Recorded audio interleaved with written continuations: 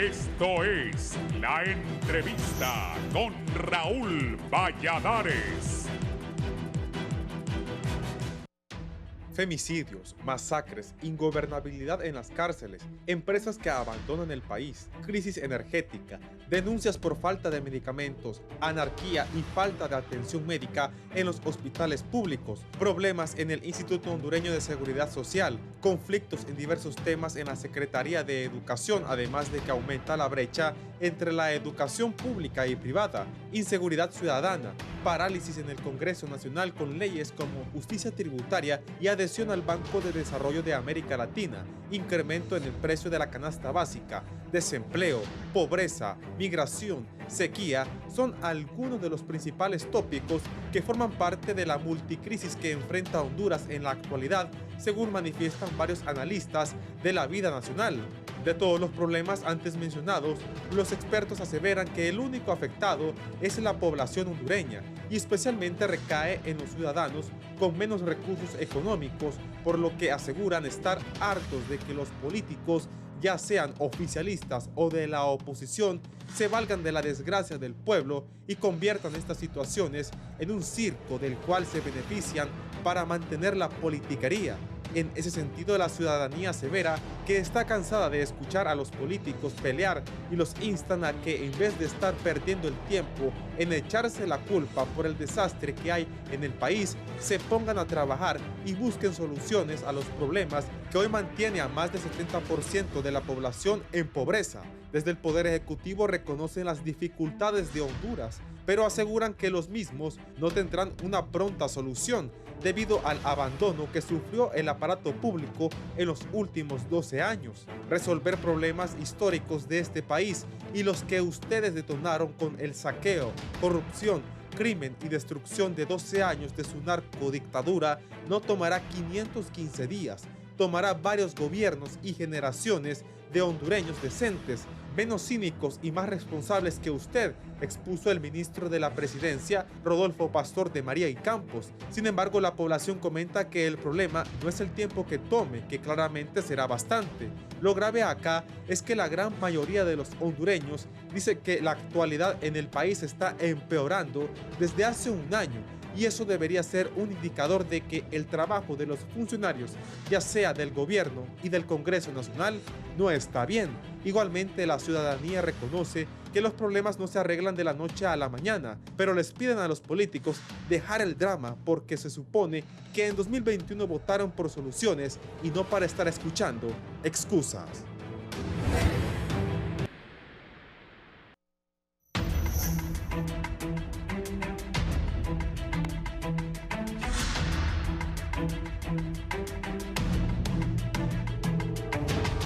Buenos días, Honduras, buenos días, televidentes del Foro La Entrevista de Canal 11. Gracias por estar con nosotros en una emisión más. Les saludamos hoy, viernes 23 de junio del año 2023, desde los estudios de Canal 11 aquí en la capital de la República. Una situación difícil la que vive Honduras en estos momentos. Por donde la quiera ver, hay problemas. El problema es que la gente quiere respuestas también, y es una situación bastante difícil para las autoridades el quizás explicar a qué se debe todas estas situaciones. Otros se aprovechan en decir de que el gobierno de hoy no da las respuestas necesarias para poder solventar todas estas situaciones, pero lo que sí es cierto es que la gente quiere ver resultados y que la gente también sufre graves consecuencias por todo lo que pasa en Honduras. El tema de este día, la crisis que se vive en el país, y que también hay muchos que se quieren aprovechar de esto para hacer campañas políticas. Saludo de inmediato a nuestros invitados la mañana de este viernes. En primera instancia, el licenciado Efraín Díaz Arribillaga, analista político, economista. Don Efraín, ¿qué tal está? Gracias por estar con nosotros. Buenos días. Muchas gracias, Fernando. Muy amable por invitarme. Bueno, gracias, don Efraín. También aquí está don Pablo Carías, sociólogo y también analista político. ¿Qué tal está, don Pablo? Muy bien, gracias por la invitación. Bueno, originario también de allá de Olanchito y Oro, don Armando Orellana, analista político, sociólogo, catedrático universitario. Don Armando. Gracias. Buen día. Pues para mí es un honor estar compartiendo con este set de invitados y en este canal de alto prestigio con el propósito de, intentar dar algunas luces sobre esta problemática. Sí, bueno, iniciamos con el licenciado Efraín Díaz Arribillaga. Para hacer un contexto a la población hondureña, ¿cómo mira la situación que vivimos actualmente aquí en nuestro país, don Efraín? Bueno, es un gusto estar aquí con Armando y Pablo. Gracias. En este foro de esta mañana. Mire, yo trato de tener una actitud positiva frente a la nación. No podemos continuar flagelándonos constantemente de lo malo que el país está. Pero lo que pasa fundamentalmente actualmente en Honduras es que es el cúmulo de problemas de diferente naturaleza no resueltos. Y sencillamente eso hace que tengamos lo que aparecen como una crisis permanente, como decía el profesor Ramón Oquelí, una crisis crónica, digamos, en el país, trágica también a veces. Sí. Pero creo que evidentemente lo que tenemos que atacar son las causas y no los efectos de las cosas que tenemos. Y si usted va analizando cada uno de los problemas, algunos de los que tenemos, solo para dar algunos ejemplos, el problema energético, el problema de la inseguridad ciudadana, las relaciones con China, que lo han vuelto un problema en el país, cuando no debería ser, pero lo han convertido en un problema. Solo para decirle algunos de estos, el problema de la crisis alimentaria. Bueno, todos esos son problemas que han existido anteriormente, pero que no se han abordado adecuadamente ni de la manera adecuada. La falta de planificación, la improvisación constantemente, los gobiernos que actúan sobre crisis, ¿verdad? Pero que el país carece definitivamente de una estrategia de desarrollo de corto, mediano y largo plazo que pueda ir abordando de manera gradual los problemas que el país va teniendo. Si usted ve el tema, por ejemplo, de la crisis energética, se sabía de antemano cuáles eran los problemas, entonces no se planificó los tiempos en los cuales se tenían que tomar determinadas decisiones y por supuesto eso tiene y ya tiene un impacto sobre lo que pasa en el país. Después, por otro lado, debo decir que hay una campaña mediática que está generando incertidumbre, pesimismo. Con eso no quiero decir absolutamente, y no se me entienda de otra manera, que no existen problemas. Claro que existen problemas. Y que hay veces los problemas no se están abordando de la manera como deberían abordarse. Eso es claro. Pero también tenemos que darnos cuenta de que hemos heredado un país sin institucionalidad. Tenemos un país que ha perdido la institucionalidad y sobre todo la institucionalidad pública. He estado leyendo, digamos, un trabajo de un historiador mexicano, Enrique Krause, sobre el tema de México, ¿verdad? Y cómo después de la Revolución Mexicana, sobre todo, digamos, en la década de los 20, hubo la creación de instituciones, sobre todo lideradas en aquel momento por José Vasconcelos, que era el ministro de Educación, digamos, en ese tiempo. Y pudieron crear instituciones que se han mantenido a lo largo, a pesar de los altos y bajos de lo que ha pasado en ese país. Pero sobre todo me parece que uno de los grandes problemas también en Honduras es el tema de la política y los políticos, ¿verdad? O sea, estamos frente a una situación en la cual todo se presenta como que está malo, todos están diciendo que están dispuestos a todo, pero no están dispuestos a nada. Tenemos un sector privado que habla de campañas de odio, ¿verdad?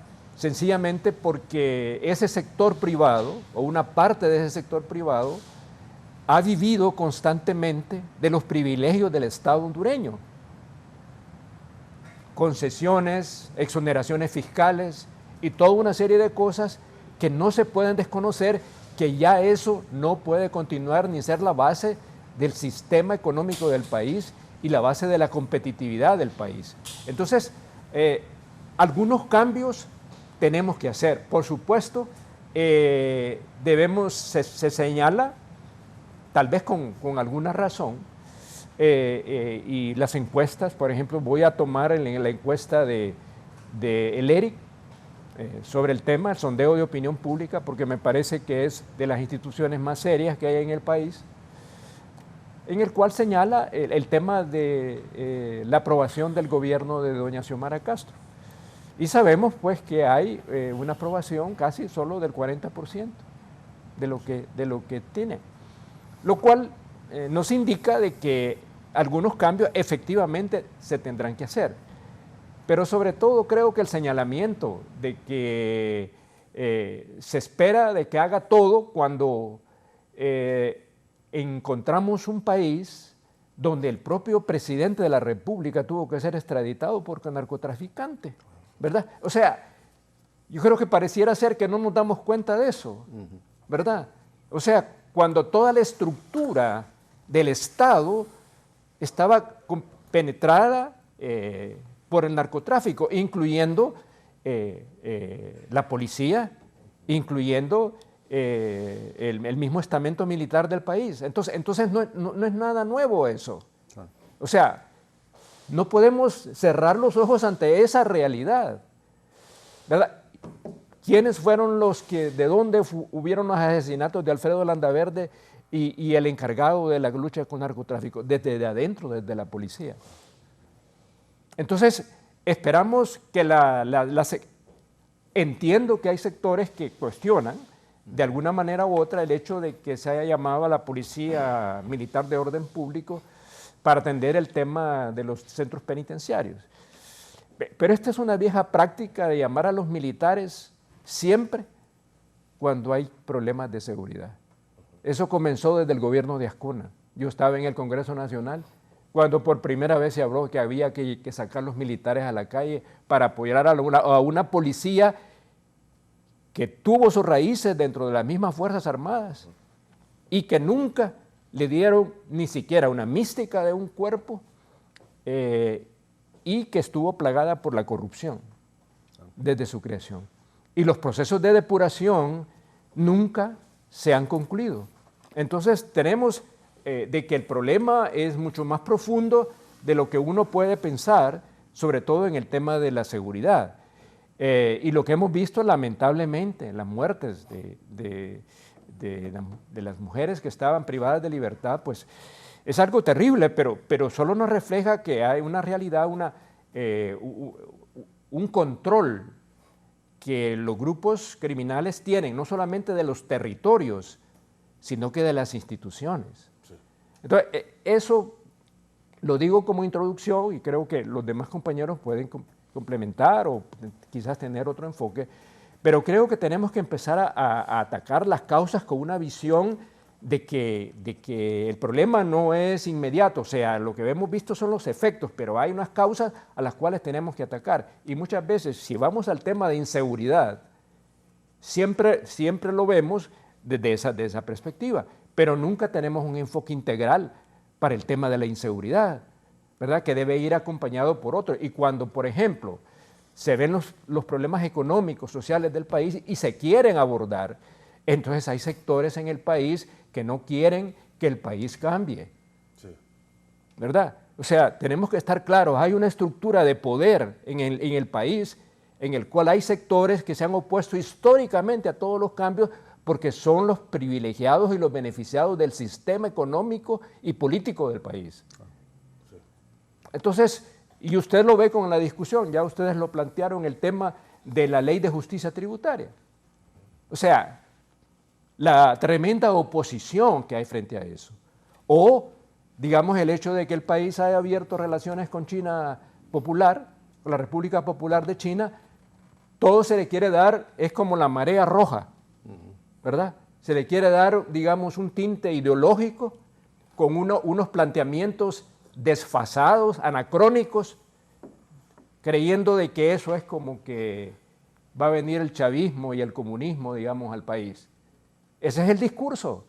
Entonces, ¿cómo se puede construir? Y yo estoy de acuerdo también en que es necesario los acuerdos multipartidarios, necesarios para construir las bases de un encuentro nacional y un acuerdo nacional. Pero eso requiere la disposición y la voluntad de poder sentarse, negociar y lograr acuerdos para encontrarle salida. Pero los distintos sectores tienen que ceder para poder realmente llegar a los acuerdos. De otra manera va a ser bastante difícil eso. Y yo finalizo con esto. Dije al comienzo que yo quería hablar positivamente porque el reto que tenemos es la construcción del país del futuro, la Honduras que queremos. Pero requiere del concurso de todos, con una actitud diferente, ¿verdad? Pero no digamos que constantemente a través, y debo, con las disculpas del caso, escuchar permanentemente en los medios de comunicación lo catastrófico que estamos. Pero no señalan la capacidad del pueblo hondureño y de Honduras de resistir eso y continuar a pesar de todos los problemas que se tienen en el país. Entonces, yo hago esta observación como una manera de reflexión. Posiblemente muchos no estarán de acuerdo con lo que yo digo, pero bueno, creo que para eso estamos, pero sobre todo estamos para encontrar soluciones. Yo creo que efectivamente el gobierno requiere una revisión, o sea, el equipo tiene y lo han dicho, de que es necesario un equipo, pero yo creo que más que eso, requiere una estrategia clara de corto y mediano plazo que pueda liderar el cambio y la transformación que Honduras requiere. Sí. Y yo no quisiera, y con eso ya termino, que la oportunidad que tenemos de cambiar el país se pierda. Eso es lo que tenemos que evitar. Sí. Don Pablo Carías, ¿qué opinión le merece la situación que vive Honduras? También lo que mencionaba aquí, también el licenciado Efraín Díaz Arribillaga, sobre cuál es el motivo de esta percepción que hay también en Honduras. Muchas gracias.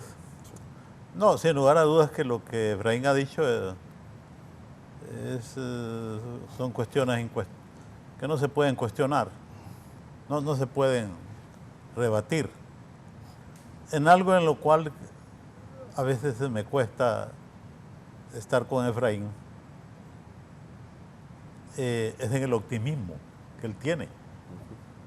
En algún momento lo escuché decir que este país era tan maravilloso que teníamos 500 años de quererlo destruir y todavía sobrevive en sus dimensiones geográficas, sobre todo, ¿no? Pero también, más recientemente, en sus dimensiones breves y limitadas instituciones, a raíz de la reforma liberal del siglo XIX, un país que cuando eso ocurrió no teníamos absolutamente nada, ni siquiera el sello, el cuño ese, una moneda, donde se da fe de los actos públicos, dado a las guerras fratricidas entre hermanos, alguien se le ocurrió mandarlo a esconder, el único sello que había, mandarlo a esconder a Comayagua. Y las reformas que vinieron con los cambios a partir de la presencia de Soto, Rosa y otros, que sin lugar a dudas fue uno de los intentos más serios de desarrollar el capitalismo en Honduras. No era nada, porque en aquel tiempo ni siquiera se podría alegar de que fuerzas extrañas, ideologías extrañas, aunque había una lucha ahí ideológica, se iba a apoderar de Honduras. Incluso para Rosa decía que era difícil hablar de la defensa de un orden si no existía ese orden, si este país lo que tenía era una situación de anarquía. Hombre, y cuando uno analiza ese pasado, pues interesante, brillante, genial, digamos, de aquellos hombres ilustres, y dice, pues uno se pone a pensar, ¿y hasta dónde hemos avanzado? sino es que en algunas cosas más bien hemos retrocedido.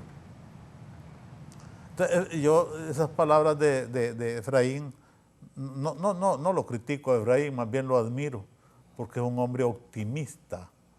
Tan optimista fue este hombre que en los años 80 fue un diputado en solitario, luchando en contra de Militarismo. sí, de un militarismo incrustado en el Congreso Nacional, dando la batalla en condiciones sumamente difíciles. En aquel tiempo Efraín era un joven, todavía lo sigue siendo. Yo más bien me inclino por lo que decía Gautama Fonseca, tal vez un poco con pesimismo, ¿va? Gautama creo que en muchas cosas era un poco pesimista. Decía que Honduras ni avanza ni retrocede, se hunde.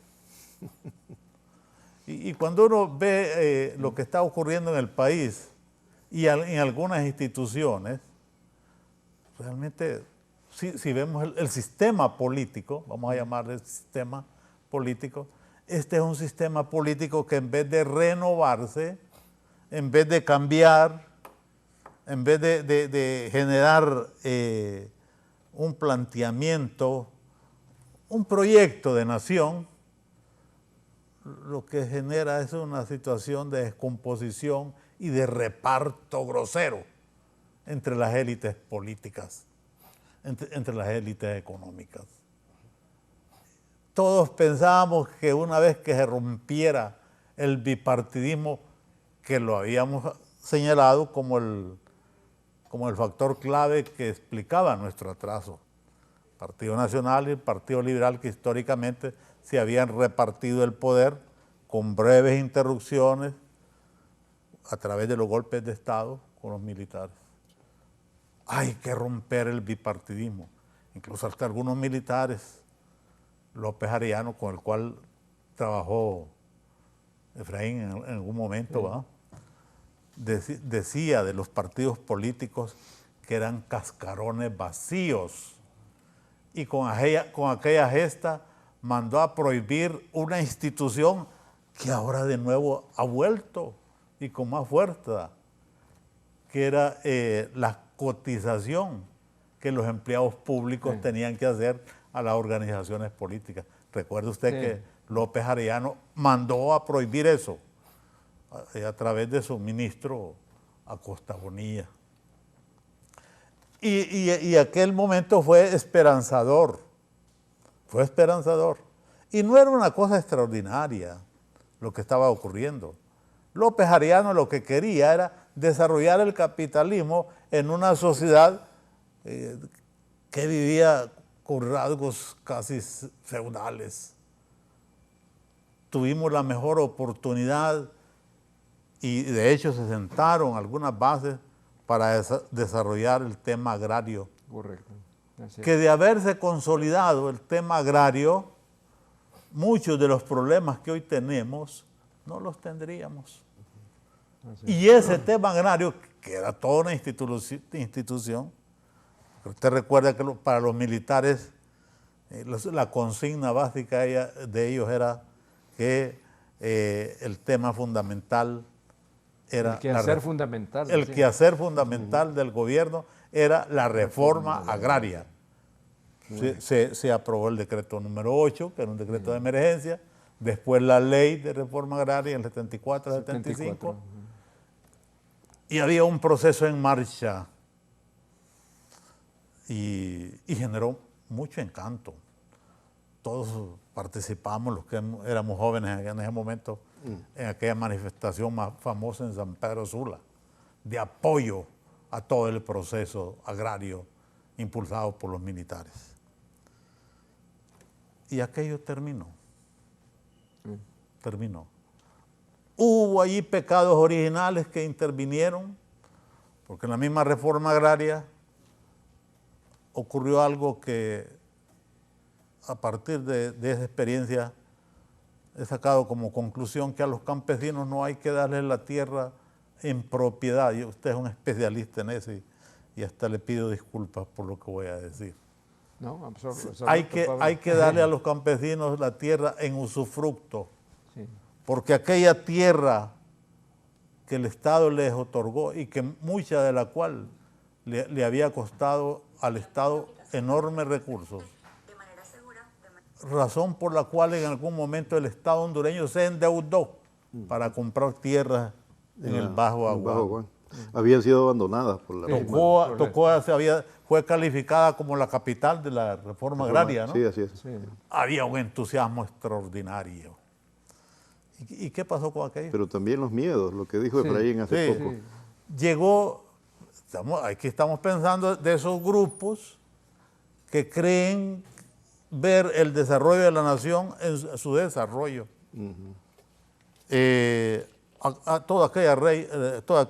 Aquel proceso de reforma agraria fue truncado con la famosa ley aprobada en el gobierno de Callejas, la ley de modernización agrícola, que permitió que la tierra de los campesinos fuera vendida. Y allí se dio un proceso de reconcentración de la tierra. Y vea usted, cuando una reforma agraria no es integral, sino que es parcelada y parcelaria en el sentido que se les da una pequeña parcela a los campesinos, los mismos líderes campesinos se prestaron para aquella grosería. Después tuve conocimiento que empresarios, hoy empresarios de éxito, algunos ya murieron, que han amasado enormes recursos, reunían a los dirigentes de las cooperativas de la reforma agraria del Bajo Aguán en los hoteles de San Pedro Sula y en reuniones, en festividades, con abundante comida y whisky, les sacaban la firma a aquellos líderes campesinos para la venta de aquellas tierras. Se terminó con el proceso agrario por una serie de anomalías. Fruto de eso, hoy tenemos una situación de descomposición en el campo. Un proceso de descomposición en el campo terrible. Muchos de esos que hoy están pujando por una parcela de tierra en el campo son hijos de aquellos líderes que vendieron sus tierras a los terratenientes. Es doloroso eso. Dichosamente, si hay un elemento esperanzador, es que en todo esto que está ocurriendo, he oído hablar algunos líderes empresariales del agro decir que ellos están de acuerdo que la tierra ociosa pueda ser afectada. Expresión histórica que nunca la habíamos escuchado de los terratenientes. Por primera vez, estos se han dado cuenta que la tierra es para trabajar y que la tierra no es para tenerla descansando o cumpliendo su función social, 100 manzanas de tierra con 5 vacas. ¿Recuerda aquellas leyes que decían que con eso ya era suficiente para que no fuera objeto de afectación? Entonces, cuando uno analiza y ve toda esta problemática, pues dice uno, bueno, avanzamos, retrocedemos, ¿hacia dónde vamos? El problema es, Efraín, y Oriana, que en Honduras no hemos tenido un grupo económico fuerte y visionario, moderno. No lo hemos tenido. Que tenga una propuesta de país, que desarrolle la estructura económica de una nación atrasada y que pueda generar un progreso, un desarrollo. Y como resultado de eso, tenemos uno de los países en América Latina que nos estamos disputando los primeros lugares de la cola en un montón de temas. Si ya estamos ahí cerquita de Haití, primer lugar en actividad delictiva, en inseguridad, porque aún cuando dicen que han bajado los homicidios, pero otro tipo de crímenes de atroces han ido apareciendo. Somos uno de los países más violentos. Sí. En términos de salud, el país donde hay más mortalidad femenina, estamos con unos datos asombrosos en América Latina, donde ya el respeto ni siquiera a los niños, están muriendo niños en este país, como que si fueran adultos. La situación de salud es catastrófica. La esperanza de vida, a veces no creo mucho en esos datos que dan los organismos internacionales. La esperanza de vida a veces aparece con 67, creo que hoy nos están diciendo que tenemos más de 70, pero realmente uno dice, y una esperanza de vida con las condiciones en que vive la población hondureña de inseguridad, ¿de qué nos sirve? Entonces, eso me hace pensar a mí, y yo por eso digo, coincido plenamente con Efraín, menos en su optimismo, porque las sociedades envejecen y hay casos también en que mueren. Las sociedades pueden morir y ojo con eso, porque algunos han hecho las previsiones de que para ellos la sociedad es el mundo, pero para muchos de nosotros la sociedad es este terruño, que después de esto no tenemos nada. Algunos se han asegurado tanto que han hecho las previsiones de tal manera que hasta sus vástagos los mandaron a nacer a otras partes para tener garantizado un escape en un momento de dificultad. Vea qué previsores son. Nosotros no tenemos ni esa posibilidad, no podemos prevenirlo. Y además muchos de nosotros tampoco lo haríamos, respetando a aquellos que lo hacen, ¿no? Tampoco lo haríamos de refugiarnos en los últimos años de nuestra existencia de una realidad que hemos compartido y que forma parte de nuestra idiosincrasia y de nuestra propia identidad. Vivimos una situación muy difícil, complicada, y algo muy grave, y reitero, que tenemos, lo que tenemos o que no tenemos, es que pareciera que hemos perdido también la fuerza, la fortaleza, porque hay un hecho real. ¿Qué nos enseñaron los conocedores del sistema político? Que la política era la ciencia de la búsqueda del bien común, ¿verdad? La política es la manera como nos orienta y cómo en el pasado servía como intermediario entre los diferentes intereses de los grupos socioeconómicos. Y hoy esa política también como que la hemos desarmado, le hemos quitado fortaleza. Ya la política ha quedado completamente subordinada a las leyes del mercado. Tenemos un sistema político donde se compra y se venden. Darwinismo. Voluntades, darwinismo social, ¿verdad? Darwinismo político. Sobrevive el que es más apto. Más fuerte. En ese Congreso se cotizan los votos, se cooptan. Hay un transfugismo. Y no es el transfugismo entre los partidos de oposición, entre ellos. Es el transfugismo de la oposición al partido de gobierno. Y que cada día se evalúa más.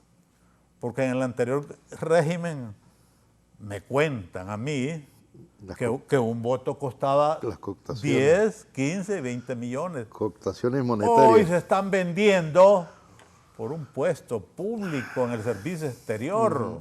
Por un pariente que le coloque. Por un pariente que le coloquen. Ya se compromete el voto. Claro. Se han perdido todo. Ya los partidos no existen. Existen como maquinarias electorales.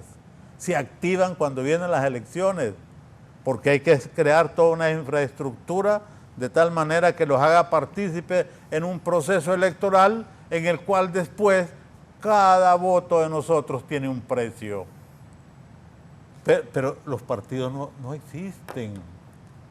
No existen. David Ann, Sí, es más, el antropólogo si existieran los partidos políticos, muchas crisis que hemos tenido, no las hubiéramos tenido. Sí.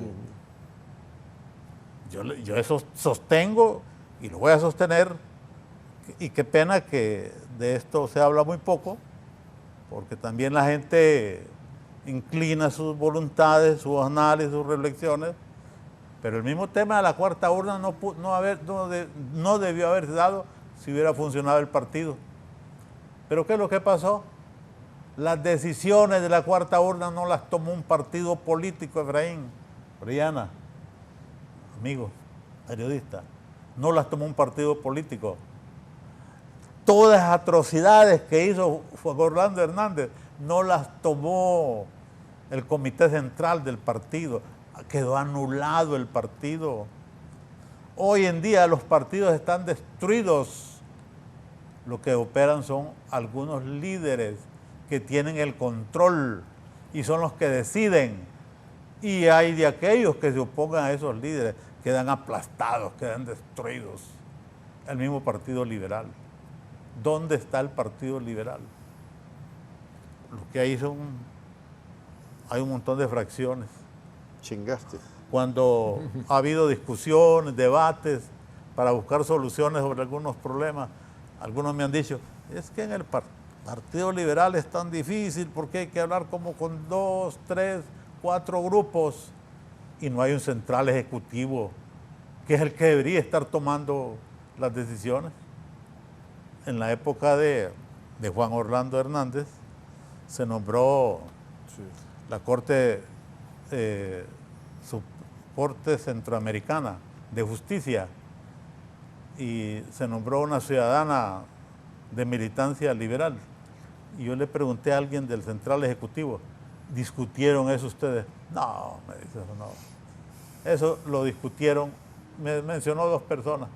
A ellos se les pidió la venia a un hombre, lo voy a decir aquí, muy vinculado a las comunicaciones, que era el que tomaba las decisiones y no era ni siquiera del Central Ejecutivo. Ese es el sistema político que tenemos y en manos de esos tenemos los destinos de esta nación. Hoy tenemos una situación donde pareciera, sobre todos estos problemas que están ocurriendo, que no hay dirección. Sí. En muchos temas, Efraín, Oriana, amigo, periodista, uno siente que no hay dirección. Mire, en esto que ha ocurrido en esta cárcel de mujeres, es sorprendente escuchar a ministros dando opiniones. Cada uno de ellos se ha convertido en un gobernante. Algunos diciendo que esto es una conspiración. Hombre, lo cual quiere decir que el caso ya se investigó, ¿no? Pero por otro lado dicen que se está investigando. Pero hay unos que ya se adelantaron a decir qué es lo que ocurrió y qué es lo que está ocurriendo en esta situación. Bueno, Sí, no. creo que nos fuimos un poco. No, para ir avanzando, con don Armando también, que lo miro que ya está. Ya casi como queriendo irse. Don Armando, le escuchamos esta mañana aquí en el foro. Gracias Fernando. Y para mí, yo creo que para el auditorio es privilegiado, Fernando, tú que eres joven periodista, que se le dé esta perspectiva, este enfoque. Yo escuchando a Efraín, bueno, yo siento entusiasmo nuevamente y yo digo, bueno, hay expectativas y luego, ¿verdad?, la perspectiva también en la línea sociohistórica, obviamente con sus propias particularidades, el colega sociólogo, que posibilitan ir más allá de la inmediatez. ¿Qué es lo que ocurre? En el análisis, en la perspectiva, hay una desarticulación del análisis de la problemática, ¿verdad? Aparece un problema con respecto a la aprobación de la ley, ¿verdad? El enfoque es irse ahí, al tema. Aparece un crimen, aparece el tema de la energía, el tema es la energía, cuando debemos de tener un enfoque sistémico, ¿verdad? Un enfoque totalizador que pueda englobar, que tenga carácter histórico también, ¿verdad? Porque a mí me parece que lo que ha señalado Efraín, al igual que también lo ha hecho el colega, es lo que se necesita, tanto desde los funcionarios como el enfoque de quienes generan opinión. Muchas veces una crítica también hay que hacerla a los medios de comunicación, ¿verdad? El entusiasmo, la alegría, porque hay una crisis, porque hay un problema, y el cual vende, ¿verdad? Y vamos a tener pegado ahí a nuestro televidente o el auditorio de la radio. Yo creo que debemos de tener una visión más allá, más profunda, más de preocupación, más de sensibilidad humana, y eso me gusta mucho en el enfoque de Efraín, porque igual yo sigo manteniendo también un criterio de espiritualidad, ¿verdad? En el sentido de que hoy en día hemos perdido sensibilidad, ¿verdad? Y hay muchos autores, incluso, ¿verdad? Voy a repetir que está como muy en moda el famoso Chul Han, pero lo dice de forma clara, ¿verdad? Hemos perdido esa capacidad de ver el otro, ¿verdad? No nos ponemos en los zapatos, en los pies de esas personas que están siendo víctimas hoy, ¿verdad? El problema era realmente quién era el culpable, pero no el drama humano de esas personas que fueron asesinadas de una forma pero horrible, atroz, ¿verdad? Y luego el tema de realmente las propuestas, la búsqueda de propuestas y la supuesta inmediatez en la que queremos soluciones inmediatas. Estamos en la misma lógica de la comida rápida, ¿verdad? De McDonald's, queremos todo rápido. Y esa presión le han metido a la sociedad. Estamos hablando de 18 meses, ¿verdad? De este nuevo gobierno. Yo he dicho, es un proceso de transición, parto de ese enfoque. Debemos tener esperanza de que avanzamos hacia cambio, ¿verdad? Pero cuando no nos damos cuenta de que hay un antecedente histórico, que no solamente son esos 12, 13 años, ¿verdad? Que parte de la historia mucho más profunda de este país. Y a mí me da gusto, ¿verdad?, cuando se hacen alusiones aquí, por ejemplo, lo que planteaba Gautama, que en alguna medida yo no sé si por venir de esa costa norte, ¿verdad?, donde también el sol es fuerte, sobre todo en estos momentos allá, ¿verdad?, que incluso hay hasta muerte de ganado, pero cuando cae el agua, cae de forma increíble, ¿verdad?, y se producen aquellas inundaciones. Probablemente yo siga teniendo esa imagen, ¿verdad?, de la niñez y se relacione con el nombre de mi país, Honduras, ¿verdad?, cuando Gautama dice nos hundimos. Yo creo que a lo mejor tenía esa misma imagen cuando allá, más o menos en el 2009, que se produce el golpe de Estado, que algunos quisieron calificar como la sucesión presidencial, ¿verdad? Un cinismo también de la política.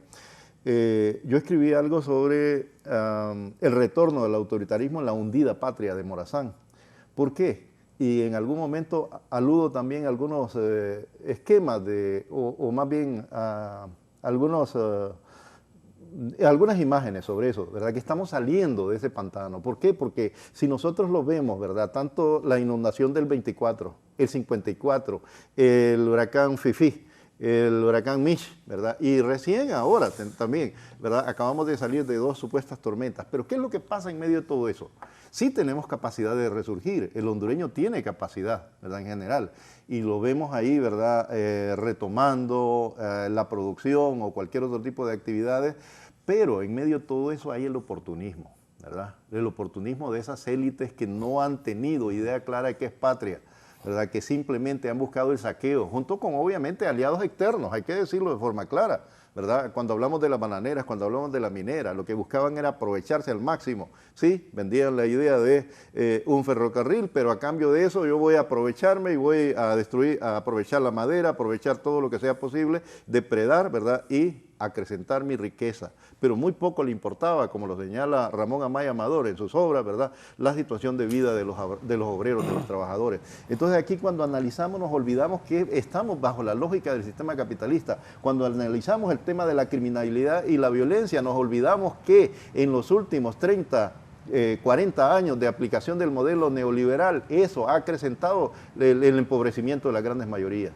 Y que un caldo, ¿verdad?, un espacio para acrecentar también esos niveles de criminalidad es ese empobrecimiento en que han llevado estas estructuras que por otro lado, ¿verdad?, en Honduras incluso hasta en las revistas estas, ¿verdad?, de los más ricos de América Latina aparecen hondureños, ¿verdad?, hoy en día, aprovechándose, al igual que ha ocurrido no solamente en Honduras, no en otros países, ¿verdad?, que aparecen aprovechándose de la riqueza y de las empresas estatales con enormes capitales, ¿verdad? Aquí el mismo Gautama, que lamentablemente en este caso, ¿verdad?, se le achaca que fue abogado de alguna de esas empresas, ¿verdad?, cuando el famoso CONADI, ¿ya?, se aprovecharon, se enriquecieron las élites.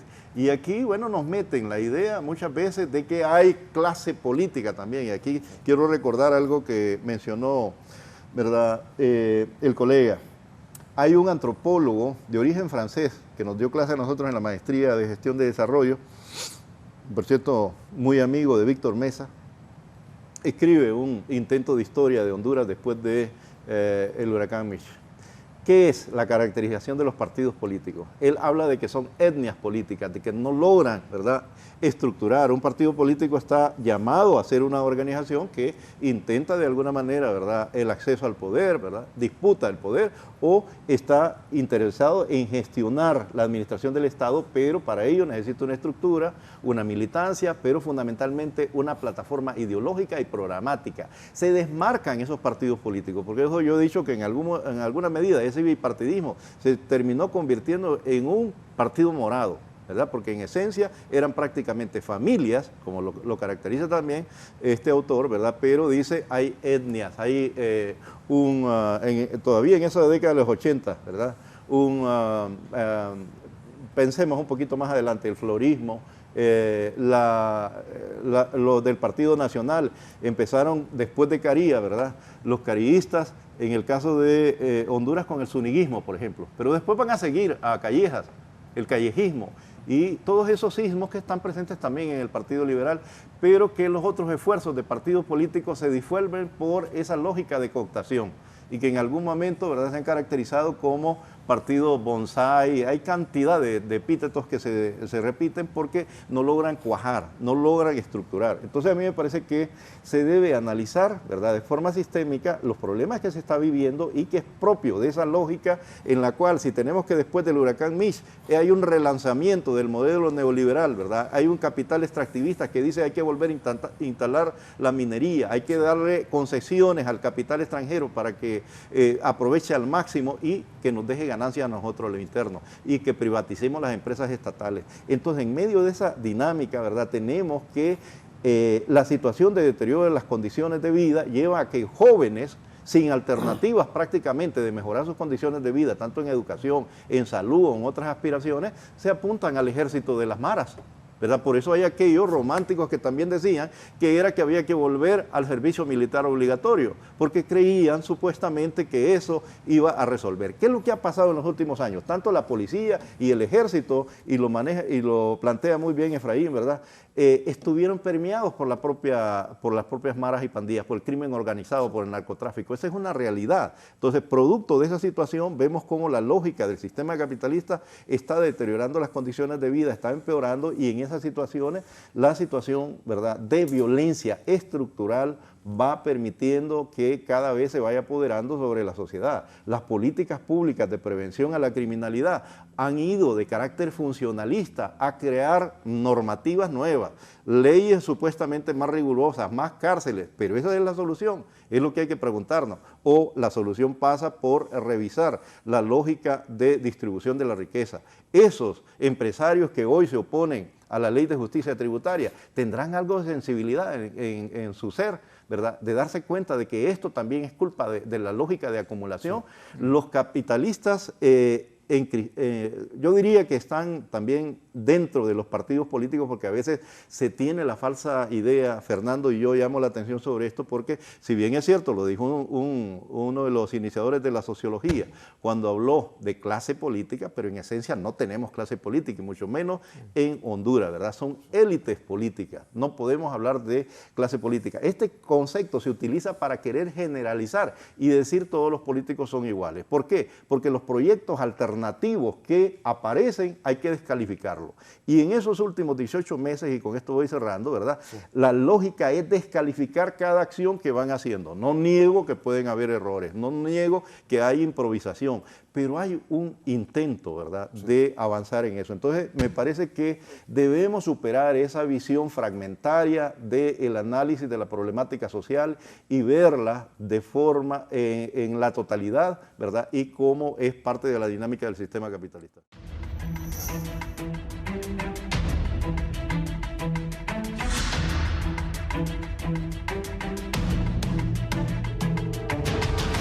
Continuamos en el foro, la entrevista de Canal 11 con este tema importante sobre la situación crítica que se vive en el país. Ya hemos comentado sobre cuál es el origen de todos estos problemas, también por qué se destacan algunos.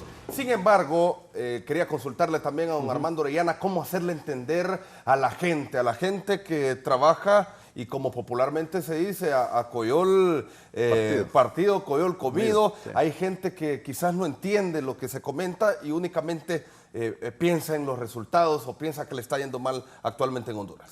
Bueno, yo creo que es una situación, ¿verdad?, en la cual esa falta de una formación, yo diría, política, que no solamente debe darse, repito, en el sistema de educación formal, sino que también debe construir los medios de comunicación.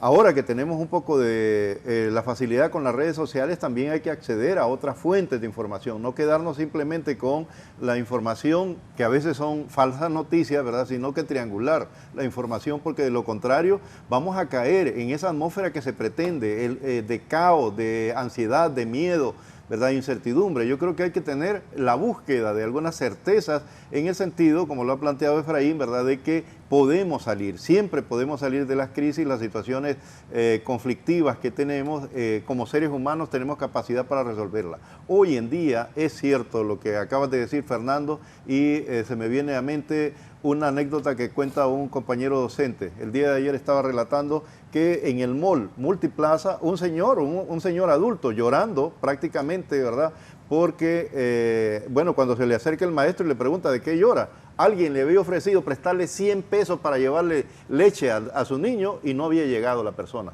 que se había comprometido. El profesor relata que se sacó los 100 lempiras y se lo dio. Yo creo que falta solidaridad también, Efraín. ¿Hasta qué punto nosotros, en medio de esta crisis, de este caos que existe en nuestra sociedad, producto de estas políticas económicas desacertadas que se han aplicado, no solo en Honduras, sino que en América Latina y gran parte del mundo, hemos perdido sensibilidad de poder apoyar al otro, o resolvemos de forma conflictiva, enfrentando y agrediendo al otro cuando tenemos esas situaciones? Me parece que debemos de llenarnos de esa sensibilidad humana, de poder tener también paciencia para esperar el día de mañana, encontrar o buscar, tocar puertas para encontrar soluciones. Pero lo que nos plantean a veces en estos escenarios es un escenario caótico. Aquí ya no hay solución. Eso nos venden en los medios de comunicación. Aquí ya no hay salida, todos son iguales, estamos en un caos. No, yo creo que debemos recuperar expectativas y construir de forma colectiva, que es lo que le apuntaba también el colega Carías, ¿verdad?, la necesidad de identidad colectiva, no solamente para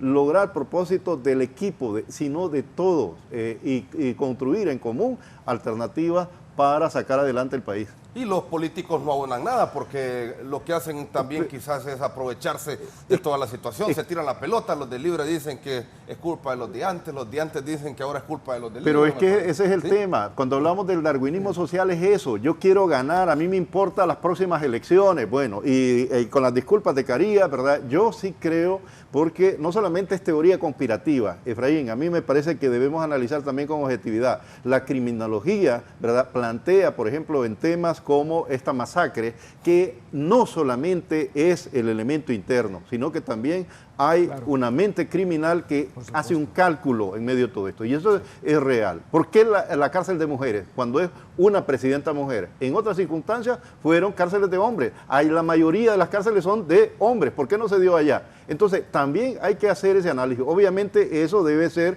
y dejémoselo a los especialistas. Pero en caso de lo que se ha señalado, a mí me parece que hay que respetar algunos argumentos de peso en el análisis lógico que puede estar mediado por la criminología. tecnología, y sí el que utiliza estos elementos ¿para qué? Para contribuir en las próximas campañas que ya vienen pronto, tanto las internas, ¿verdad?, como las generales, entonces a posicionar y desacreditar al opositor. Me parece que eso no construye. Debemos buscar alternativas, las causas, ir a las causas profundas del problema y buscar soluciones a largo plazo, no la inmediatez. Doctor.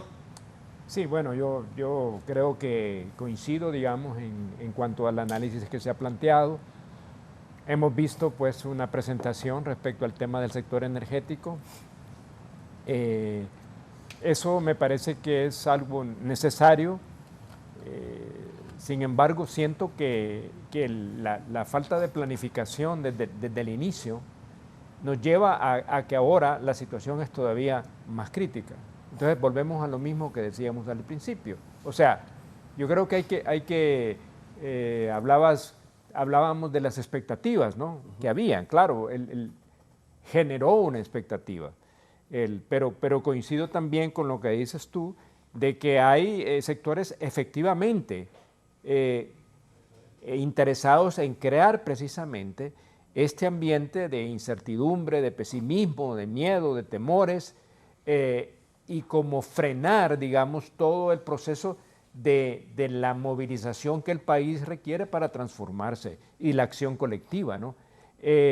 Porque no podemos negar, digamos, que las tremendas desigualdades que hay en el país es la raíz en el cual muchos de los problemas que tenemos se dan.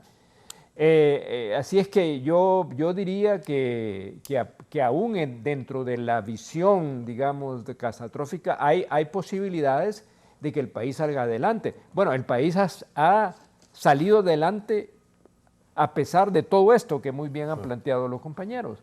O sea, no es que el país no puede, claro que podemos, pero tenemos que cambiar de actitud. Pasamos demasiado anclados en el enfrentamiento, en la descalificación, y no en la visión constructiva del país, que creo que nos está haciendo falta. Esas posibilidades que creo que no pueden desecharse. Así es que creo que el camino es difícil, pero bueno, son tiempos complicados, no solamente Honduras tiene estos problemas, ¿no? O sea, cómo logramos la cohesión social, cómo logramos, digamos, como bien le decías tú, la solidaridad, cómo hacemos que hay una acción colectiva que permita, digamos, al país como reencontrarse. Yo digo que es necesario reencontrarse para poder dirigirse, pero si lo que diariamente se da es más bien la fragmentación, como tú decías, Armando, entonces eso conduce esencialmente a eso, a decir, bueno, no podemos, o el país es un desastre. Entonces, ¿cómo lo vamos a reconstruir? Pues, o sea, yo digo que hay un buen momento que no podemos desconocer de oportunidad de cambio. Por supuesto que hay improvisación, pero la improvisación parte precisamente de no tener, precisamente, yo he insistido mucho, desde hace rato vengo diciendo, fíjese que hay 3 instancias de planificación en el país, dentro del gobierno mismo, pero no hay un plan, ¿verdad? No hay una estrategia. Entonces algo tiene que hacerse sobre eso. Por ejemplo, se ha planteado muy bien esto, pero bueno, ¿cuánto nos cuesta eso? ¿En cuánto tiempo lo vamos a hacer? O sea, son pedazos que nos plantean. Bueno, espero de que eso esté incluido en un plan del desarrollo del sector energético, con una visión de corto y de mediano plazo que permita, digamos, al próximo gobierno que tenga encontrar, digamos, un problema solucionado. ¿Y a dónde van a venir esos recursos? Tampoco eso se siente, pero supongo que eso está en el plan. Es cierto de que heredamos muchas cosas. Yo creo que ya no podemos solo seguir diciendo que solo fue lo que hicieron. Entonces ahora lo que hay que plantear es lo que debemos hacer. Me parece con certeza, con contundencia y además con la suficiente confianza para crear en el país la confianza que necesitamos para avanzar. Lo que normalmente vemos actualmente es crear total desconfianza. yo también coincido con lo que Armando decía, creo que Pablo lo mencionaba, en otro sentido, es que el hecho de tener una presidenta mujer en una cultura todavía patriarcal, Claro, pesa. ¿verdad? Es un hecho que no podemos desconocer. Esperamos todo de ella, ¿verdad? Y dudamos todo de ella, ¿verdad? Pensamos que no tenemos capacidad, que son otros los que la manipulan. Claro. Construye Falta, todo. me parece, la integración del equipo de gobierno. Requiere, digamos, de una... Coordinaciones. ¿Verdad? O sea, ese tipo de cosas creo que hay que revisar. Hay veces cuando uno plantea estas cosas, tal vez no le gusta a mucha gente, pero creo que es necesario hacerse una autocrítica también hacia adentro. Claro. Para poder entonces buscar los caminos de cómo podemos replantear las cosas que hay que replantear. Los problemas son complicados. Este tema de la seguridad está ahí. O sea, el hecho de que los militares vuelvan a eso, sí, hay razones para alguna crítica de eso. Claro, siempre se hace de carácter temporal, pero no, se ha tratado de plantear de que hubo una crítica de creación, por ejemplo, de la policía militar. Efectivamente así se planteó, pero lo que pasa es que el enfoque inicial de la policía militar tenía cierto propósito. Ahora hay que replantear el papel que ellos tienen que jugar y para mí tiene que ser como parte Y la de formación. toda la verdad frente a la población y además la total reestructuración de la Policía Nacional, porque eso debe ser parte de la institución que se llama Policía Nacional, que todavía no la hemos podido construir en el país. Sí. Y es parte de todo lo que vivimos, digamos, de inseguridad, que ya muy bien le explicaron los compañeros respecto a eso. Entonces, los problemas agrarios que decía Pablo, o sea, eso tiene su origen en lo que él muy bien explicó. O sea, el fin del reparto agrario, la ley de modernización de 1992, que tiene que ser revisada, reformada, para generar, digamos, otro ambiente, porque nos hemos olvidado del campo, del área rural, ¿verdad? La hemos abandonado. Y es ahí precisamente donde hay una serie de problemas y eso. Sí. Entonces, yo concluyo diciendo de que vivimos momentos difíciles, requiere de alguna manera cierta visión, pero también requiere cohesión al interior del propio gobierno, pero también requiere escuchar la sociedad, pero también la capacidad de poder llegar a determinados acuerdos sobre temas que son fundamentales. Hay veces que se habla del gobierno, pero no se dice, pero digamos, cuando yo escucho a un empresario decir que se termine la campaña de odio con el sector privado, eso es para mí una especie de manipulación. Un escudo, es un ¿Verdad? escudo. Sí, es decir, el como creer de que hay efectivamente una estrategia clara en contra del sector privado. Y eso me parece que no es cierto. Sí. O sea, hay cierto sector privado Claro. que se ve afectado porque han sido, como lo dije en mi intervención, y lo vuelvo a repetir, han vivido del Estado hondureño. Claro, claro. Y a través de eso han construido su bienestar y su riqueza, Claro. ¿verdad? Desde la primera ley de incentivos fiscales al desarrollo industrial de 1958 hasta ahora han sido los grandes beneficiarios de eso. En tanto que las pequeñas y medianas empresas se debaten, producen sin los privilegios de incentivos fiscales y de no pagar los impuestos. Sí. Entonces, ¿hacia dónde debemos entonces orientar la reforma? Precisamente apoyar a ese sector privado que no tiene los privilegios que le han dado a estos maquiladores, a los concesionados de los térmicos. grandes proyectos. Entonces, en el cual, ¿quién paga? ¿Cuál ha sido la tónica? Y con esto termino. Que lo decía muy bien esta actora norteamericana Mazzucato, que decía con este tema del Estado emprendedor.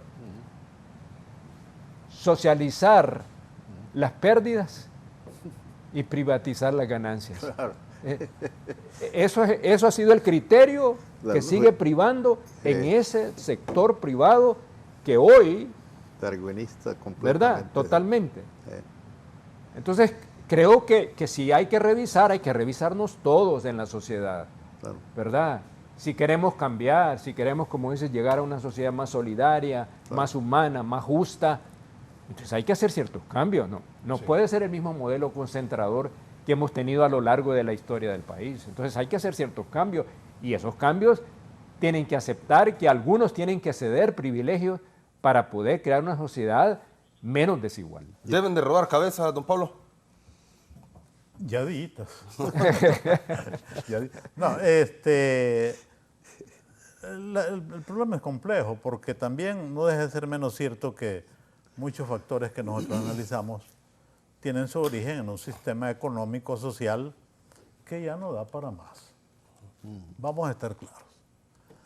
El capitalismo, a veces hablar de esto como que asusta, ¿va?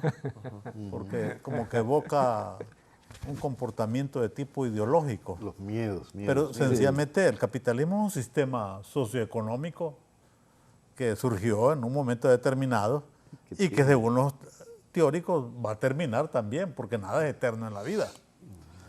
Entonces, el capitalismo ha entrado en su fase crítica, en su fase última. Sí, y creo que Oriana tiene razón en el sentido de que falta en estos análisis a veces ese componente internacional. El capitalismo a escala internacional está en una situación de crisis.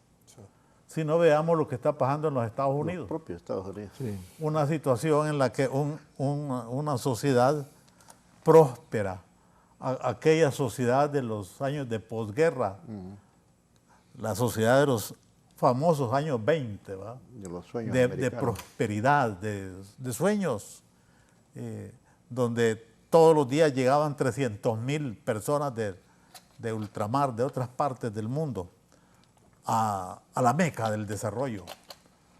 Eso está terminando.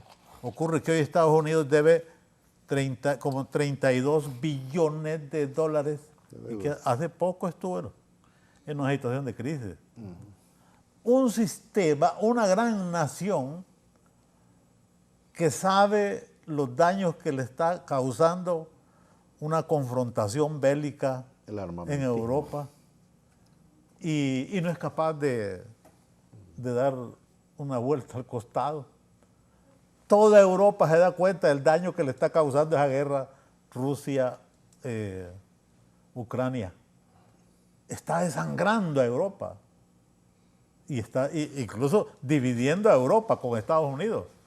Pero nadie le pone, Interés. nadie es capaz de ponerle interés para acabar con eso. Es decir, hay una situación de crisis económico, política y social donde han aparecido enormes problemas. Moral incluso. Hoy en morales. Y muchos imperios han caído por eso. ¿Cuál es una de las preocupaciones de Estados Unidos con China y México? La entrada de esta sustancia nueva ahora, el fentanil. Fentanil, sí. Sí. Porque está destruyendo a los jóvenes norteamericanos, apareciendo nuevos conflictos. Ahí es donde yo digo que a veces no basta rezar, Claro. no basta desear, Claro. porque yo personalmente puedo tomar una decisión, una opción personal, pero lo que yo haga muy poco impacto tiene en la sociedad. Y yo también sí no estoy muy de acuerdo con algunos amigos, los respeto, donde dice todos somos responsables. No todos. Hay unos que tienen más responsabilidad, Sí, no, eso los que no han es tenido la capacidad de dirigir el Estado y Estoy de que hoy acuerdo. lo están dirigiendo. ¿Cómo le vamos a pedir la misma responsabilidad a ese hombre que hoy no encendió el fogón porque no tiene que cocinar? No tenemos todos la misma responsabilidad. La responsabilidad de crear ciudadanía es una responsabilidad, sí, yo puedo participar, pero es una responsabilidad de los líderes políticos, de los educadores, de los que tienen la capacidad de incidir. Hoy ocurre que nos damos cuenta que la ciudadanía que participó en el proceso electoral no era tal ciudadanía, porque ejercer el voto no es la única condición de ser ciudadano.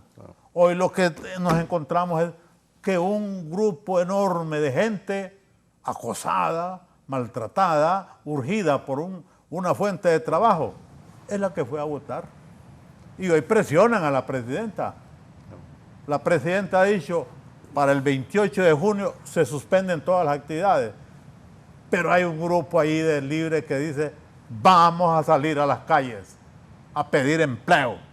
Ajá, y uno que pensó que esa gente iba a votar solo para sacar al dictador. No, era el hambre, era la necesidad, porque son problemas reales las que lo llevaron a ejercer esa condición de votante. Eso es un problema estructural, donde los que dirigen la sociedad tienen la mayor responsabilidad. Hay que agregarlo en el análisis. Naturalmente. Entonces, yo por eso...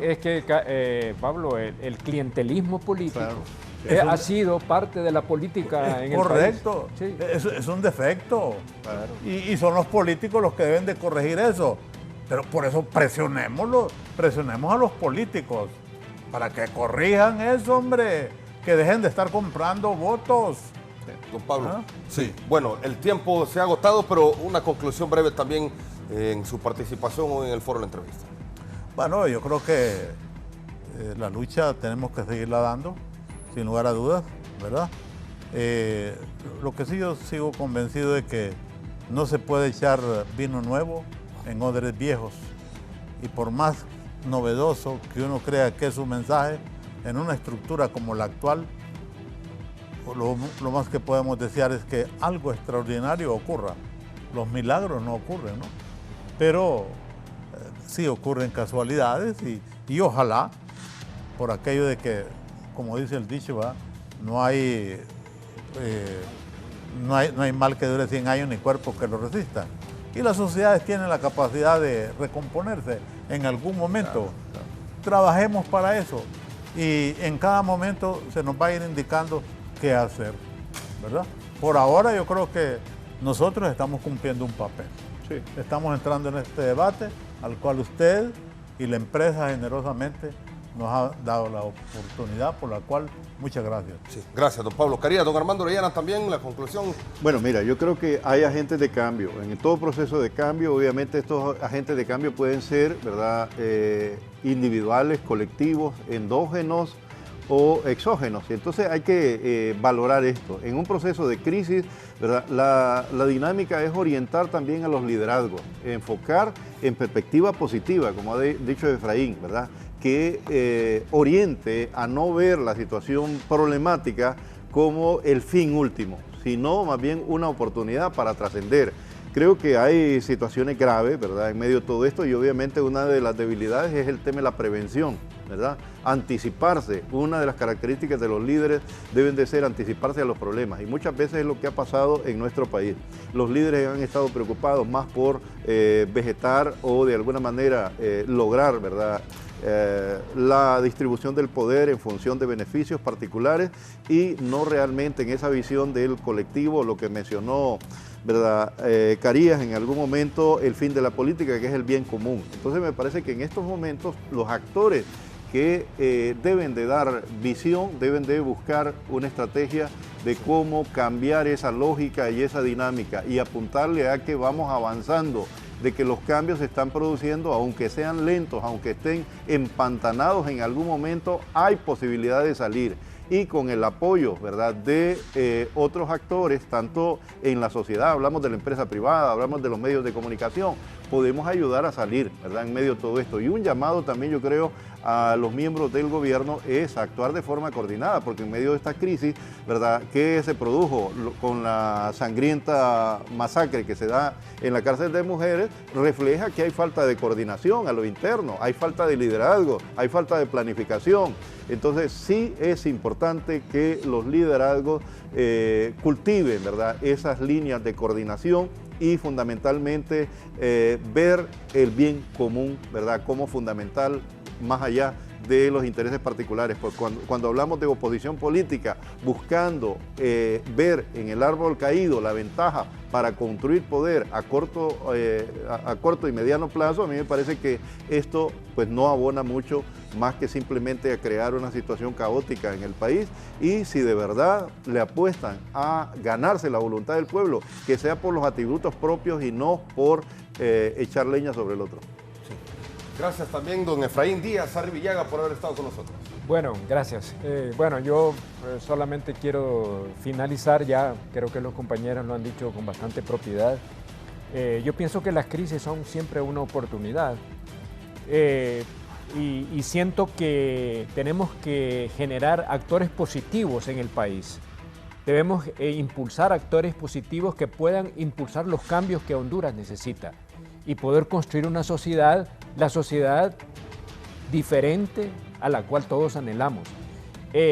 Lo que tenemos que salvaguardar es evitar que se pierdan las posibilidades de transformación del país, ¿verdad? Y como creo que decía muy bien Armando y Pablo también, es que a pesar de todo lo malo que pueda haber, hay algunas cosas positivas que se están tratando de hacer.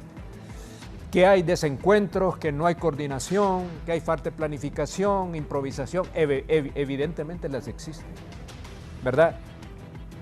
Requiere entonces como que la mayor integración, no solamente al interior del gobierno, sino que también con el resto de la sociedad, para que la sociedad entienda de que el país no puede continuar como está. Es decir, este es el resultado de un modelo económico y político que nos ha llevado a donde estamos y que no lo podemos desconocer. Entonces, ese modelo hay que cambiarlo. Y para cambiarlo, entonces requieren que también algunos actores importantes, los actores económicos, sociales, también tienen que cambiar la actitud diferente frente al futuro de Honduras. Y yo creo que eso...